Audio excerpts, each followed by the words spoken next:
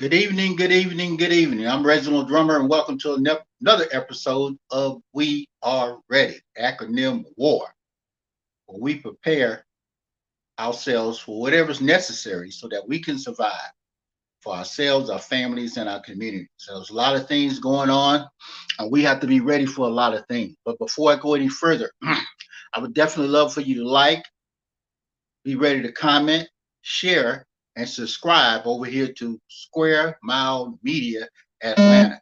Square Mile Media Atlanta. We got a lot of good content over here. We run a lot of programs. You can go out and check out some of our previous episodes by liking, sharing, and subscribing to that page. When we think about survival, and this is critical to everyone, no matter where we are, whether it's a man-made situation, a natural situation, we have to prepare ourselves. Those that are not prepared, when the peanut butter and the jelly starts to overflow and the cup starts to run over, and you catch and everybody's catching hell, whether it's a natural disaster or a situation where there's a water shortage, if you prepare yourself, if you prepare yourself, your chances are a lot better than those that don't. And that's for any situation. One of the key things I definitely have to continue to put out, uh, and those are the drills that we encourage people to do at least once a month. At least once a month. Put yourself and your family in a position where they are without power on purpose, without water on purpose. They got to survive, whether it's a day, 2 days, or 3 days. And you'll be surprised when you find out what your needs are. Can your family survive? These are things that are necessary, especially in the upcoming year, not to push a lot of doom and gloom, but we got to be ready. We can no longer afford to be the poster children for failure, the poster children for failure. Every time there's a disaster, every time there's a situation, we're the ones that caught behind the eight ball. So we have to continue to look and prepare ourselves at all times. I encourage you to go to our We're Ready page over there. There are different things that we put up and put out to help people to survive in any type of situation, economy, or whatever. But the big thing, I don't care how many supplies you have, how much water you got stored up, how many people you're working with. If your mental health is somewhat compromised, it won't make a bit of difference. It won't make a bit of difference if what's going on between your two ears is creating a reality that you can't deal with. Uh, that's going to cause some problems. No matter how many supplies you got, how prepared you are. So tonight, uh, we're focusing on mental health. Our mental health. There's a lot going on. The economy, the elections. We hear so much stuff here and there. It pushes us all against the wall, brother against brother, sister against sister, mama against children. It's all chaos and disorder. So we have to find some meaning, some purpose. And when we can maintain a high degree of mental stability, we can rationalize a lot of these things a lot better. Doesn't matter where we are, who we are, there's always something that affects us mentally. We see it in the entertainment industry, we see it in the political industry, we see it all the way around. We even see it within ourselves, our families, and our communities. So tonight, to help us digest this and get some solutions when it comes down to being prepared, staying ready, and asking ourselves the question: are we ready mentally up here for what's coming on or what's coming our way? I'd like to invite and introduce Miss Sharia Thomas. Miss Thomas, you've been with us before, but I'd like to always give you an opportunity to share a little bit about yourself before we get into anything. How you doing this evening? I'm doing great, drummer. How are you this evening? Fantastic, fantastic. But maybe you can share with the audience a little bit so they'll know, for some of those that already know you, but for some of the new audience members that might not know you and know why we brought you on and what you bring to the table when it comes down to the area of mental health. Most definitely. Well, again, I am Sharia Thomas. I like to call myself the consultant to an ultimately unique experience because I bring the experience of helping people to live a happier, healthier, more peacefully joyful life in their professional and personal life. I bring that in terms of my background as a licensed mental health therapist, a certified life coach, a fitness and nutrition instructor, and also, I'm a Reiki master, and just my personal experience, life experience of being a mother, having been a wife, and of course, the many roles that we play as a daughter and friend, sister, and singer songwriter. So I just live my life to the fullest, and I'm about helping others to really reach their full potential, one step at a time in a very practical way. So I'm thankful to be here and to be able to help your audience, our community, to continue to deal with challenging times in a better way. So thanks for having me again on, Drummer. Well, we thank you. We thank you. And especially now in the time that we're in, we see a lot of mentioning of mental health, especially in Black and Brown communities. We we've been exposed to a lot of people that in the entertainment industry that might have had a breakdown. We look at Will Smith slapping Chris Rock a couple weeks ago. Mhm. We look at our brother Kanye West going up and down, a genius, and then going to the other side of the equation. We look at politicians. One in particular, Herschel Walker, uh, already wrote a book on having some problems, some mental challenges early on in life, and he's running for political office. But we see more people that we know, especially Black and Brown people, that are coming out and saying they got a problem. I remember Charlemagne the God recommended that men get some form of counseling uh, and things of that nature. But when we look at all these people, I might ask the question: how important is it to get some type of counseling? Maybe that might be a good lead-in question. Sure, sure. How important is it to get counseling? When we look at, especially in these times, our recent times of people still recovering from what we might consider a traumatic experience in regards to losing their jobs, losing loved ones, being able to just having a difficult time with coping and dealing with the stressors in their lives more than ever now, over especially these last 2 years post pandemic experience that we are going through, is the need for support.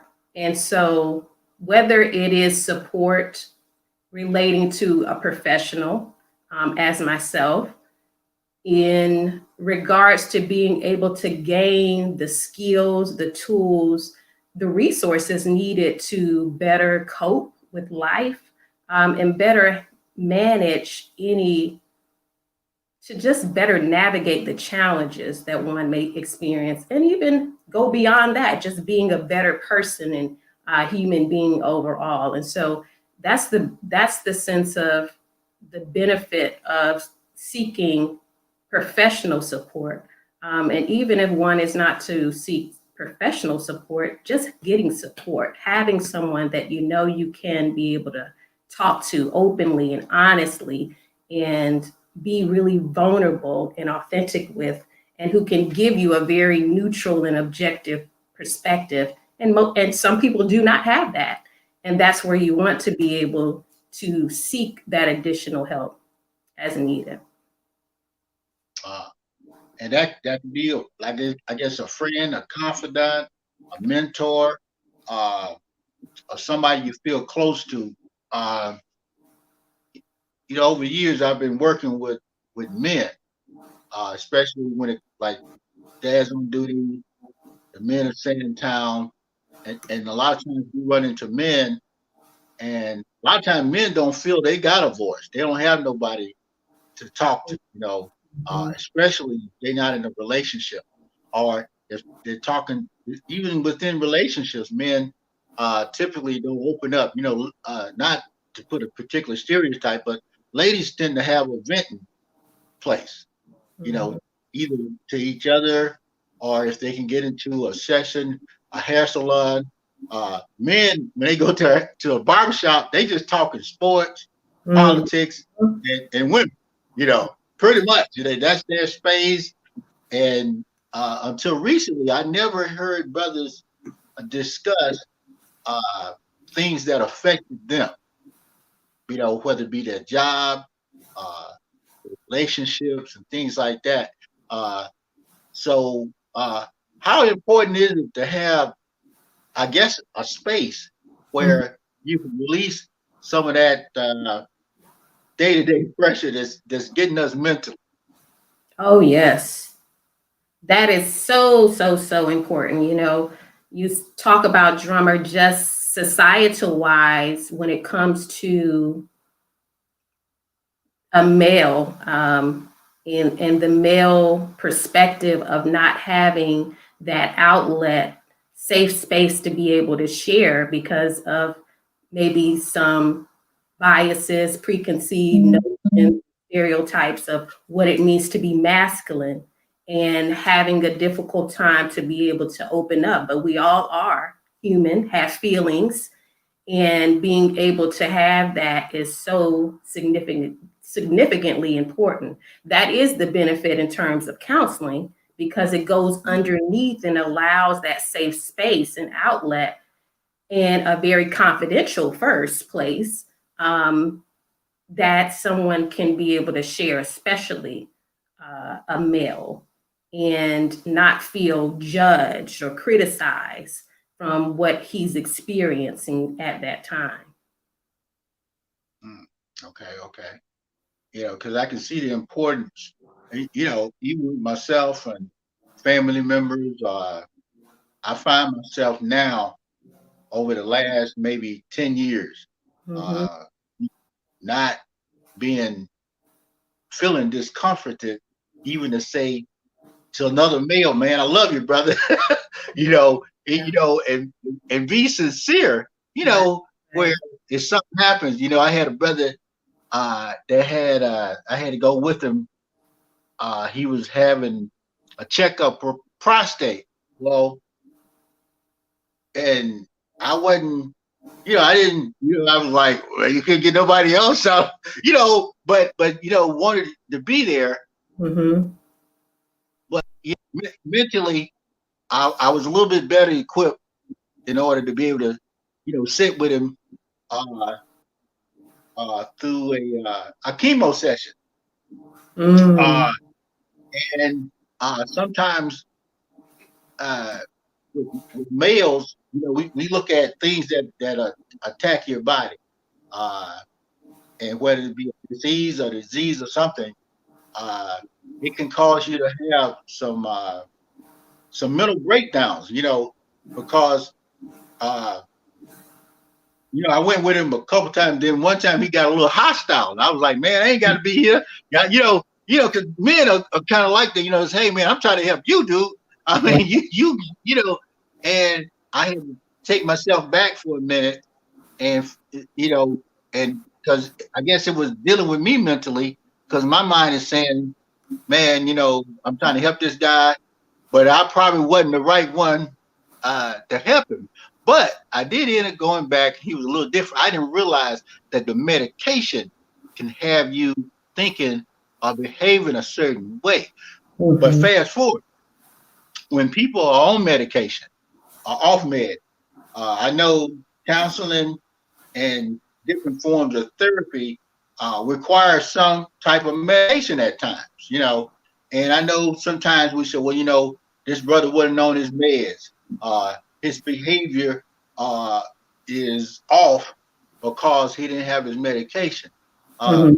Maybe my question would be how important it is if you ever get diagnosed to a point where you need some medication to stay on that medication. Mm. How important is it to, if you are diagnosed and you're prescribed medication, to stay on that medication? So, good question. Here's the thing when it comes to being prescribed medication. First, it's determining for yourself as to what is your personal rights regarding advocating for yourself of the desire to take medication. Now, in some cases, most definitely, a psychiatrist may prescribe medication, but everyone has their right to deny it. Now, does it have its benefits? It's important to determine that.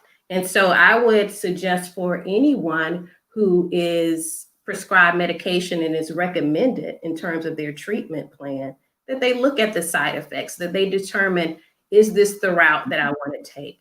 Does medication help at times? Yes. And it's different for different people in terms of its effects. So that is really a personal choice, and it can have its benefits and it can have its drawbacks and adverse reactions as well. So in people with very severe disorders, such as even schizophrenia, bipolar disorder, they some do choose not to take medication, but it can be more of a strenuous process, I should say, as it relates to them changing very intricate parts of their lifestyle and better understanding their mental and emotional state and their cognition, their mental state as well all together, so that they are able to have more of a recovered life without medication. Hope that helps to answer your question. Oh, yes, yes, yes. And I know, yeah, we had a couple questions like that. Wanted to get those out the way, but I know uh, some of the programs that you're involved in, and some of the particular uh, courses that you might have are to help people. Are there things that you have in particular? I was looking at. I think it was mine. I can't remember what it was, but I saw some of the books and the courses that you have. But are Mm-hmm. there some things that you're doing that can, because a lot of times people just say, you know what, drama ain't nothing wrong with me. Everything's wrong. This is the rest of the world. I'm Mm-hmm. good. I'm healing. I'm okay. You know, and I don't need this. I don't need that. But a lot of times, we might not know where we are mentally until we get checked out. And I know sometimes, especially in the Black and brown community, people have a tendency, including myself, to say, man, I don't need nothing checked because everything's functioning well over here. I might not realize Mm-hmm. that I'm not operating at my best potential, whether it's at my job, within my personal life, with my family, within the community. But people that work on this mind to get the most out of it do better in life, you Most know. definitely. So, but are there some uh, courses or curriculum that you offer or specialize in that can help others? I do. Well, first off, I'm considered to be two things: a direct service clinician, meaning as a direct service clinician, I diagnose and treat patients, clients, whether it is through for their mental health and emotional health, and diagnose them with, say, per a disorder, depression, generalized anxiety disorder, bipolar disorder. Um, those are just some of the disorders in terms of what I'm qualified to diagnose a client with. Now, in terms of, say, someone who is more on the coaching side, the sense of, okay, I just have some stressors, I just want to be a better person. I may not have any deep problems that I'm dealing with, but I'm not getting to the level in life that I know I really can. And so being able to reach more of a potential that they may have. So I want us to look at both areas, because on one spectrum, we're looking at more of someone who is dealing with a darker part of their lives where they may truly have some challenges to where they may be diagnosed with depression, anxiety, or it may be that it's just what we consider in my field adjustment disorder, where I lost my job and I'm feeling more stressed. So now it's affecting my health and I have hypertension. So that big link, I would say, with someone who may say, I'm good. Nothing's wrong with me. I don't need to go seek counseling. Let's look at that big link between our physical health and emotional stress.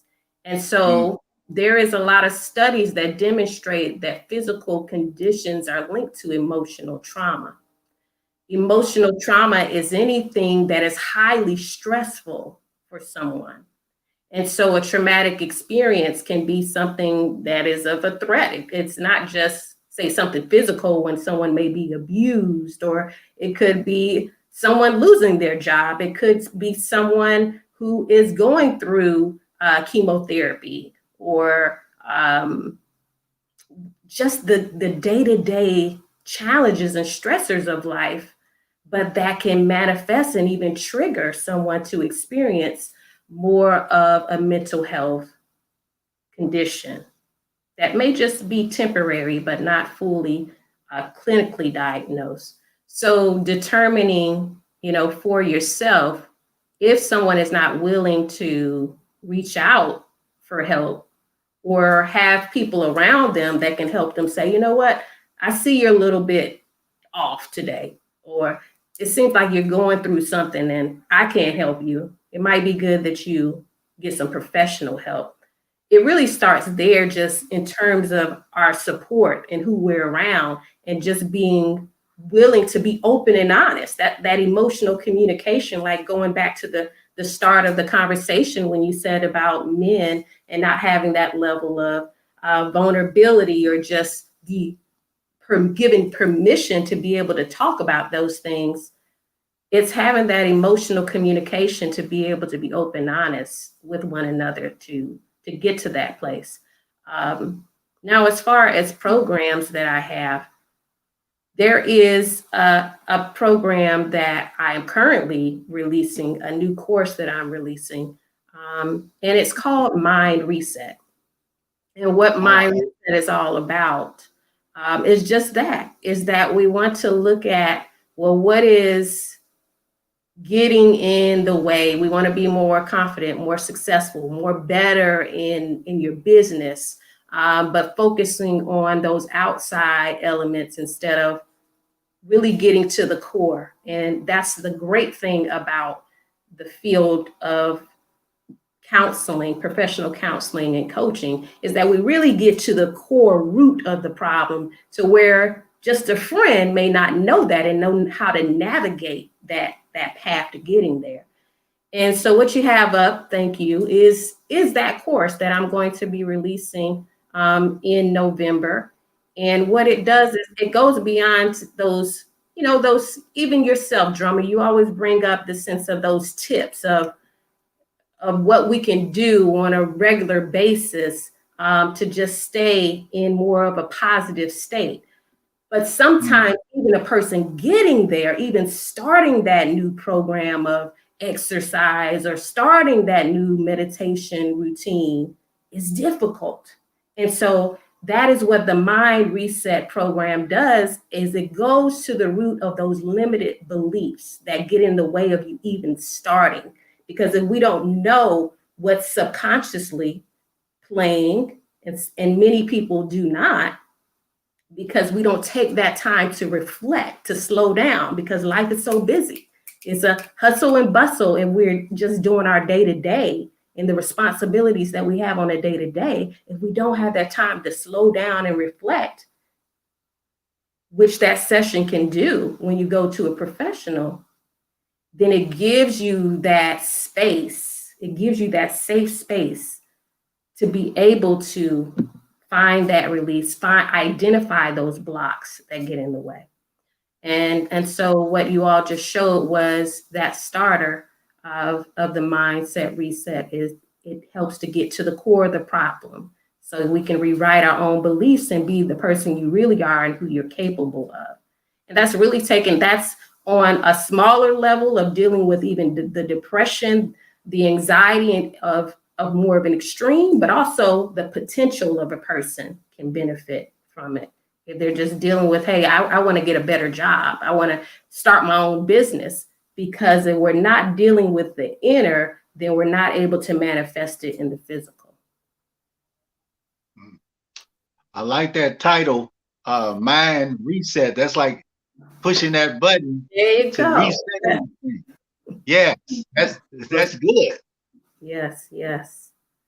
So yes, and you have my information on there. And the good thing is that I'm also, releasing just to stay up to date, just to help people more, and providing some free resources, inspiration, and tips through my affiliate partner. That's a nonprofit to help people to just get to the next level of not just dealing with the hard times, but being more successful in your personal and professional life. And so people can reach out and go to the website, healthandwellnessservices.org, or the email below, info@healthandwellnessservices.org, or call us at the number below. And definitely sign up for the e-newsletter so you can stay connected and get a part of that program. Now, for today, I do want to give a takeaway, some tips that just anyone can use and can help to better deal with challenging times. That, as you were saying, Drummer, that there are more celebrities who are more open, they're more willing to share their experience, and also that they've been more reactive. And it shows that something's just not quite right because of their behavior, or what are they doing, with what you said in terms of Will Smith just going up and slapping, what's his name? Chris Rock. Yes. So what's going on there, and what that is what in my field we call emotional dysregulation. Now, big word, but let's break it down. It just means being able to better manage yourself so you don't allow your emotions to overpower you, and there's consequences to your actions. And so we know that we see that a lot in the media, and just all over, that people are expressing themselves, but in a way that can be hurtful and harmful to others without a filter of being able to better understand or be willing to recognize what might be the consequences of their actions for what they're saying. And so how do we make that shift? And so I just want to give just kind of a few tips as to in these challenges. Yeah, in these challenges, I always leave some little takeaways to help our people out. So I got my pen and paper. Yeah, there you go. and that's a good start too, because maybe someone hasn't seen a past show that I've been on with you, and so we talked about writing, just being able to spend that time writing is significant during difficult times, because it's helpful in terms of allowing us to process what's going on and to problem solve it. And sometimes the thoughts just get so scattered that we do want to get it out. So a good form of getting it out is definitely writing, and that's a good start. And so in shifting our thinking, mental wellness starts with our mind. I want us to consider this. Our brain is what is our, we can call it maybe our computer, our starter for everything, is our brain. But it's getting out of our brain and into our wise mind, because our brain is what functions, but we want to be able to be that power center, and that is developing ourselves through our wise mind, and that's shifting our focus, shifting our level of thinking in a way that is going to be more helpful, and reducing that negativity within our thought process. So one tip would be asking yourself, well, let me stop here. Let me start again. In terms of worry, Mm-hmm. worry. I'm gonna ask you, drummer. I'm gonna ask you in terms of how much would you say, if not yourself, but people around you, that you notice when they just worry about things that may never happen or did happen in the past and they really cannot change, but they still talk about it, or it's still a big problem. Have you experienced that? Oh yeah, a lot. Definitely. Uh, I try not to do it, but then I find myself with a little bit of anxiety, thinking about with the acronym WAR. I'm always thinking about what's going to happen. When is the world going to end? When would this pandemonium, and I can get caught up, and to the point I almost have to slap myself and get out of it and just say, man, woo, woo, get off the roller coaster. There we go. Exactly. Because that's what our thought process will do. It's primate, it's instinct in terms of we want to survive. And in that survival part of our mind, it's the what ifs. We're projecting in the future, but if we're projecting in the future so much of the what ifs that will go wrong, that will trigger more of those anxious feelings, that sense of feeling on edge, being uneasy, becoming easily tense, becoming easily irritable and annoyed because I'm on guard as to what's Right. next. And so, what I would challenge us to do differently is first ask yourself how realistic your worry is. How realistic is it? In the form of getting out of what we call our stress response system, we go into fight, flight, or freeze. Mm.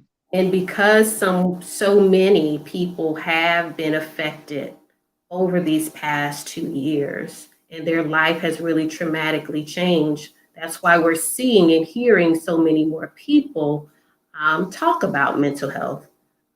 But it's always been around and will continue to be, because our mind is our significant place to be able to take control of what we truly can control. And that is reframing and changing how we think and our perspective of things that then affect how we feel and then what we do differently. And so I would encourage something practical is set a time, a worry time. Not allow yourself to just be so consumed by these what ifs, these intrusive thoughts. But if in a practical way, you know what, I'm just going to set out 10 minutes to just let myself think about all of this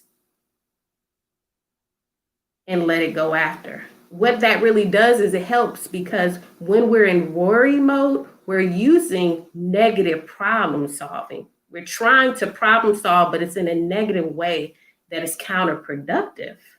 We want to use our imagination in a more healthier way.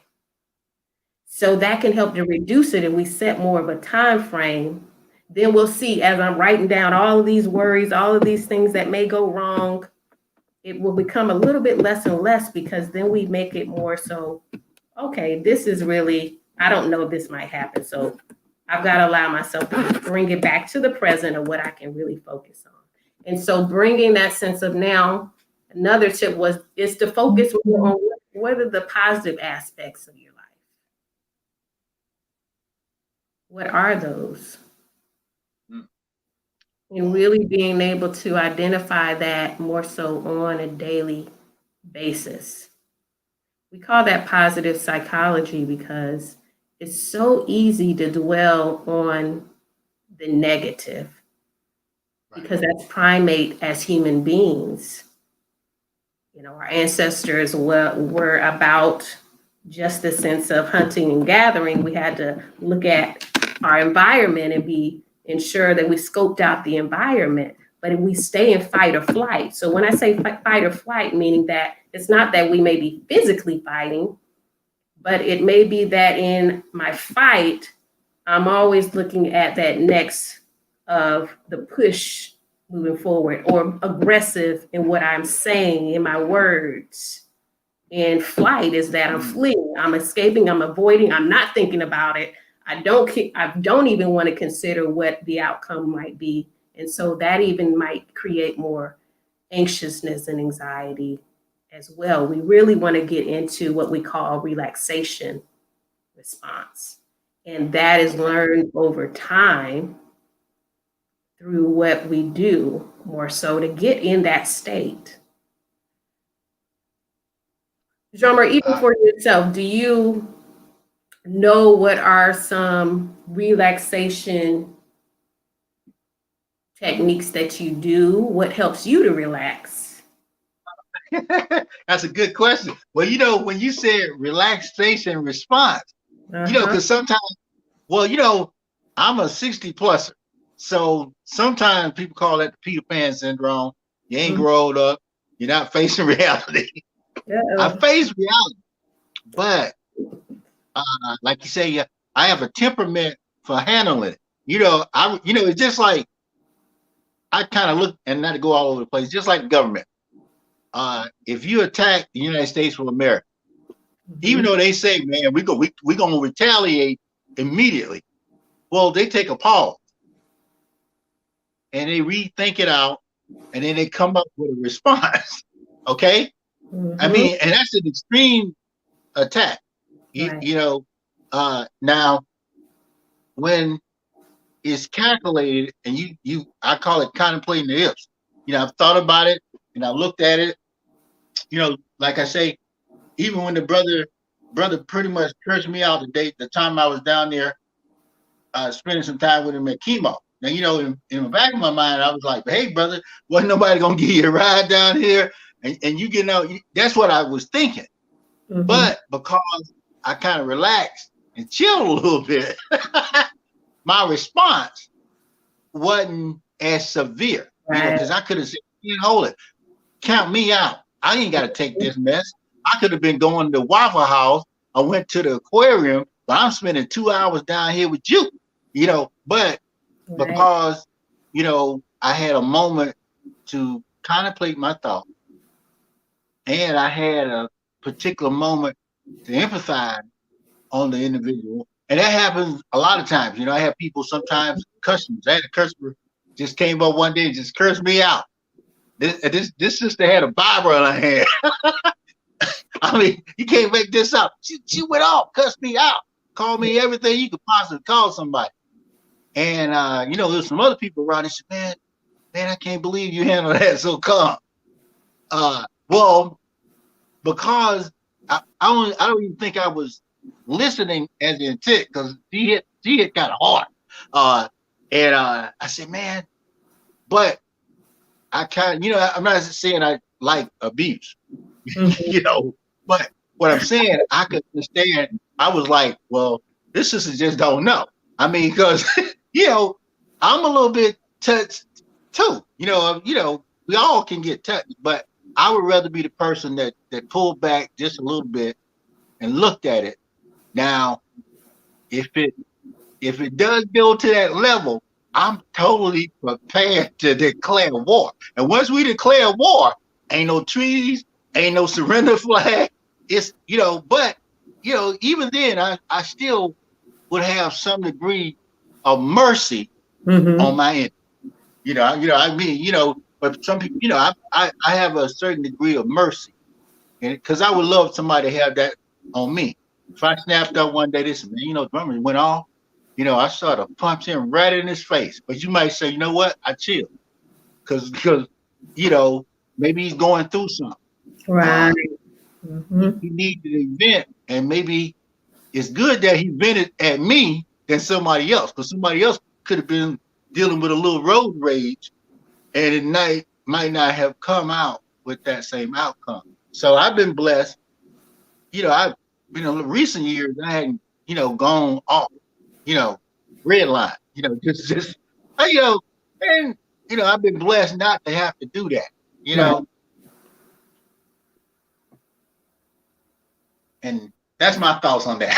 I hope that made some sense. That makes sense. And I'm big at wrapping it up and summarizing it. So recognizing in connection of what we're talking about is over time, you've learned how to be able to think it through, is what we call it. And that's Yeah, so helpful in terms of being able to calm, again, going back to that Will Smith and that emotional dysregulation, being able to regulate our emotions so we're not acting out on our emotions, but being able to think it through as to what are the consequences.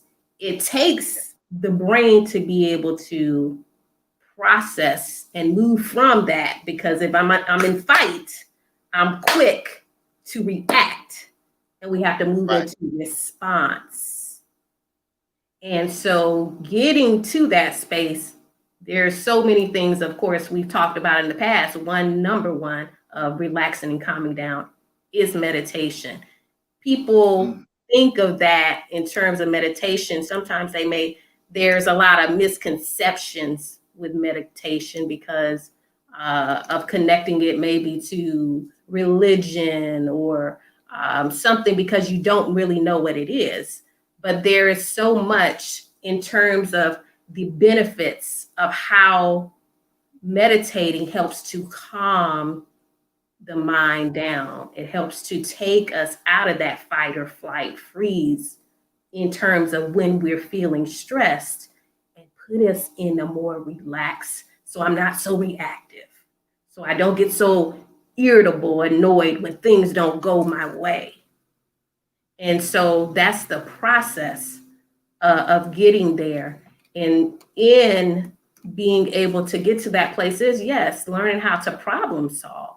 And so when we talk about shifting your thinking, so there's more awareness of your mental well-being, your mental stability, um, being able to, as we said, is focusing more on those positives, because I'm bringing more of that perspective of being able to deal with. It's our sense of resiliency. We have to build our distress tolerance up to be able to tolerate that stress.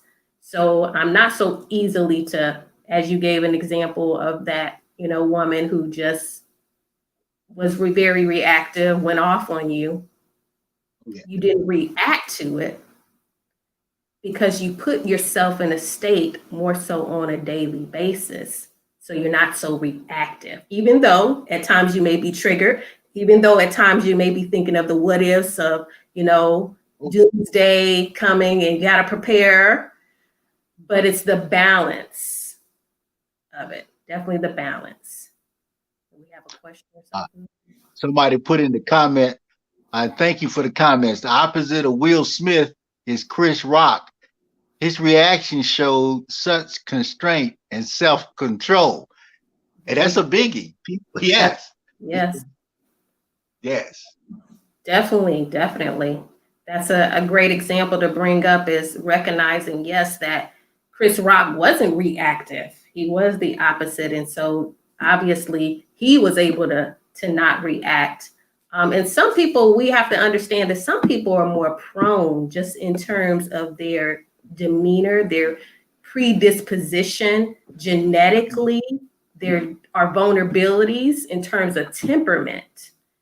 So some people are personality types may be more reactive than others. And that's why it's so significant to learn how to get in that state to bring more of that sense of calm so we're not so active in that fight or flight mode, and can bring us to relax so we can think, be in our thinking mind instead of our emotional mind. Mm. So a final tip would be just in terms of looking at when we are experiencing challenging times, an opportunity just to see the perspective differently, is seeing it as an opportunity to learn. I normally tell my clients that when we're faced with some type of challenge, seeing it as an opportunity for change.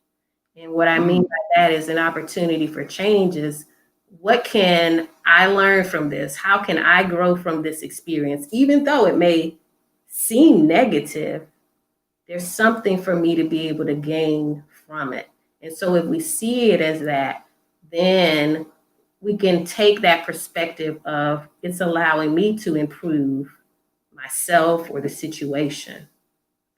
And that's the shifting in terms of our thought process. So we're more mentally sound. That's a good one. That's a good one.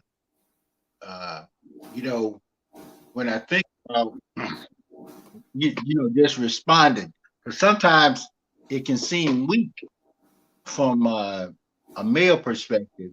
Because male said, "Man, you ain't gonna do nothing about that." I can remember uh, through different chapters of my life where not that now probably when I was younger I might have been afraid, but you know as I got older, especially in the military, I remember when they gave us a gun, and the guy said, "Well, you're gonna be the only one on the ship walking around with a gun." Now your temper got to be a little different because you said, "Yeah." Well, them jokers that was either did this to me or this to me. It's my time to be. You could be like Barney Fife in back in the day in Andy Griffin when he put that gun and that badge on. You ready to show some folk that you can enforce something. But when you have power and you can control the amount of power you display on others, you got the same capability as anybody else. Because I was looking at this brother one time, both of us, and I was younger then. I was like, man, I'm about 35, you about 35. You know, uh, it ain't nothing between us but air and opportunity. But Mm-hmm. uh, as you grow more mature, you say, man, look at the consequences. Even if I got into a skirmish or a fight with somebody, and I'm that person is the type person that always is doing it. It never ends. It never ends. So somebody got to be the one that says, you know what, we can stop this, okay? Because I had a guy in that age group one time. He was, he was known for some reason. I don't know why he wanted to fight me, but he did. And sometimes you can't. You can flee. You can. And I hadn't developed as much as I have now. Plus it ended in a situation where even showing force, I was still thinking about what he might do afterwards. But it was nobody around but us. But after that, we had our little skirmish and put hands on each other a little bit. I know, most people gonna tell you they was victorious, but we kind of held each other, and he knew at that particular time that next thing was not gonna be nice for each of us. So that was it. But sometimes you have to fight in order to hold something down. But I think anytime I lose my my composure. Just like I was able to restrain this brother, and I wasn't angry at him, Mm-hmm. even though I would have killed him. Back then, but I wasn't angry. I was just like, I'm going to exert as much energy necessary to keep you from hurting me. Mm-hmm. So whatever you bring, I've got it. And once you figure that you got enough power to do that, you want to abuse it. So a lot of times, if situation get out of hand, not that I believe I'm Superman or nothing like that, but I believe that uh, I'm more than capable to ease out the situation. And sometimes that's not a good result. People will take advantage of you, but mentally, I believe that I'm a better person if uh, I respond a little different. Some people say, I'm gonna just keep it real. You run up on me, you know what time it's gonna be. Oh, let me see. I've been reading about social media addiction, where interactions can trigger dopamine release. Any thoughts on that? Uh, especially social media, when people, uh, I guess they exchange a lot of verbal, we call them keyboard warriors. They got a lot of say behind that keyboard, you Mm-hmm. know, but there's that, I guess that's a form of bullying too, but maybe you can respond on that, Ms. Thomas. Sure. So again, just in terms of, um, I wish the question was up there again, but relating to it increasing, there we go. Okay. Reading about social media addiction, where interactions can trigger dopamine release. Any thoughts on that?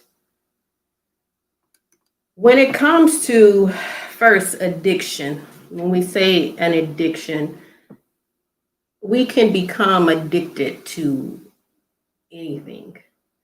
An addiction is simply becomes a pattern of obsessive and compulsive obsessiveness in our thinking over and over, wanting to we're thinking about that, we're wanting to do it. So in terms of social media, wanting to be on social media, scrolling on and just wanting to know what's going on social media, people even waking up and picking up the phone and scrolling on social media.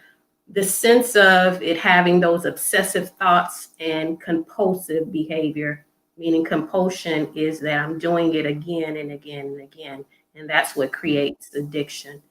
And in the addiction is a need to fix our mood. It's that I'm putting anything in place that will shift my state of being out of one state into another.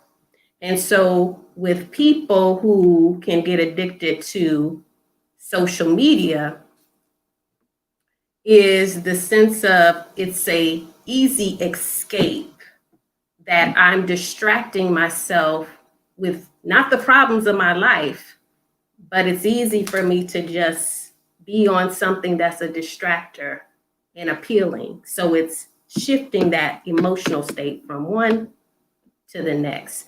And so, in terms of dopamine, meaning that that's more of the pleasure part of the brain that feeds that jolt of pleasure to our brain.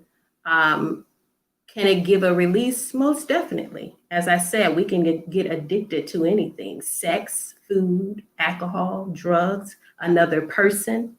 And so it is the sense of recognizing.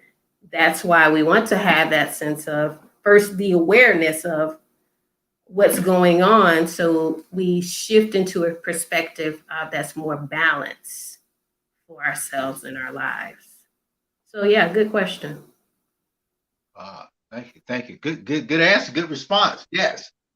Uh, I know all around, and there's more help available for anybody out there today than ever before. Uh, when we look, I think the other day they had some road rage. Somebody got shot. They had a homecoming. here in Atlanta at Clark. 4 people got shot. Mhm. Uh, people are, we got to interact with each other.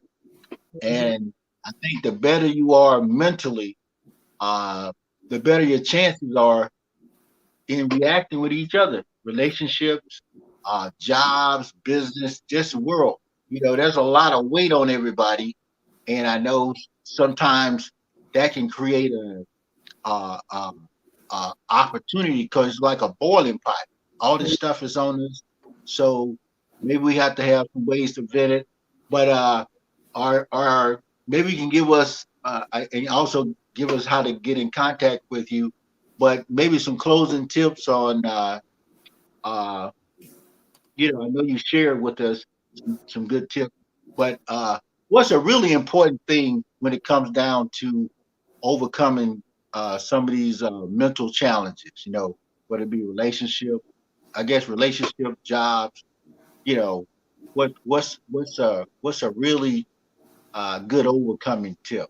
Putting yourself, oh yeah, I guess that's an overcoming tip. Overcoming to first that you have to believe that you can. And that kind Mm, of goes to the mind reset is that if I'm creating a limited belief that I will always be sick, I'm always going to have this problem. I'll never be able to find a good man. Good men don't exist. All of these are beliefs that I'm holding in my thought mm, process, and it will only continue to perpetuate. So it starts with first knowing and believing that things can change, that they are different, they can become different. A, a quote that comes to mind, Dr. Martin Luther King Jr. says, "You don't have to see the forgive me. I'm trying to get the quote into my head. You don't have to see the first staircase. Forgive me if I don't say it all the way correctly, um, but just taking the first step. And so I'm mm, big about helping people to first recognize you have to take the first step. You have to do something different than what you've been doing before. It's making that new decision, that first new decision, and that starts that process of being able to overcome. And so mm. that would be the takeaway.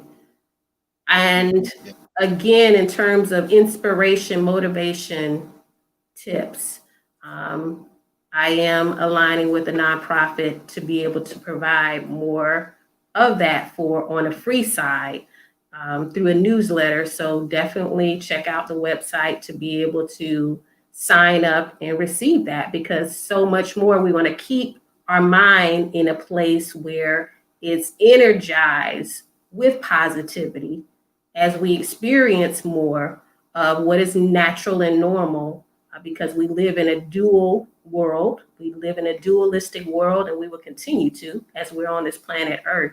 And so finding that balance is so, so significant.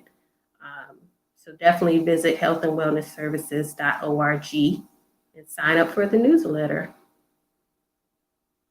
Ah, well, thank you, Ms. Thomas. You had a plethora of information there, and I'm pretty sure our listening audience will be able to use some, and hopefully they can tap into your services as well. We encourage everyone to tap into that, and being that mental health is a very important part of our lives. We talk about survival, but you can have all the food, you can have all the supplies, you can have all the resources, but if your mind is not at ease, you're gonna have some problems.